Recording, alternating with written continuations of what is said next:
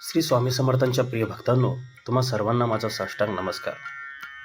आज हे शब्द ऐकणारा तू जर थकलेला असशील, मनाने हरलेला असशील किंवा आयुष्यात काहीतरी चुकीचं चालले असं वाटत असेल तर हे शब्द शेवटपर्यंत नक्की ऐक.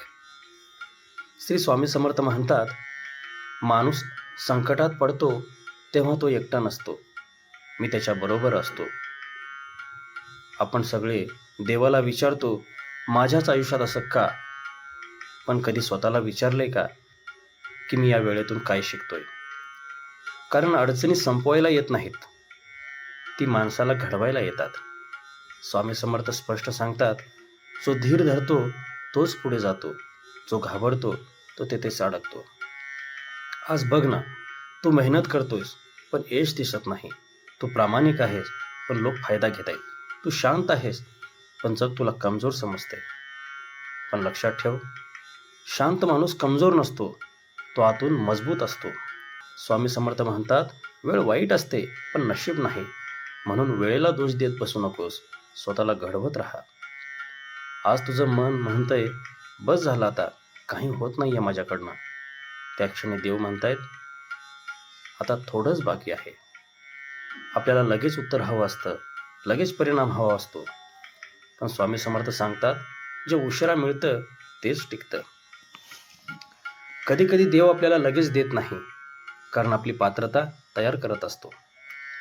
आज जर तू अपयशात असशील तर स्वतःला कम समजू नकोस, कारण अपयश अंतिम नसतं, ते फक्त एक टप्पा असतो.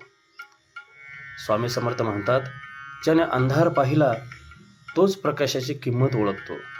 लोक तुला हसतील, लोक तुला टोचतील, लोक म्हणतील याचं काही होणार नाही, पण लक्षात ठेव, लोक फक्त बोलतात, नशीब बदलत नाहीत. नशीब बदलतं ते विश्वासाने, संयमाने आणि सतत चालत राहण्याने.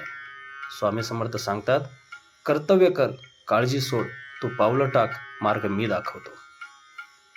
पुन्हा ऐक, स्वामी समर्थ काय म्हणतात, कर्तव्य कर, काळजी सोड, तू पावलं टाक, मार्ग मी दाखवतो. आज जर तुझ्याकडे काहीच नसेल तर एक गोष्ट नक्की ठेव, ते म्हणजे स्वतःवर विश्वास. कारण ज्याने स्वतःवर विश्वास ठेवला त्याच्यावर देवही विश्वास ठेवतो. आणि शेवटी स्वामी समर्थांचं एक वचन लक्षात ठेव, मी आहे, तू घाबरू नकोस, वेळ बदलेल आणि वेळ नक्की येईल. मी आहे, तू घाबरू नकोस, वेळ बदलेल आणि तुझी वेळ नक्की येईल. श्री स्वामी समर्थ. जय जय रघुवीर समर्थ.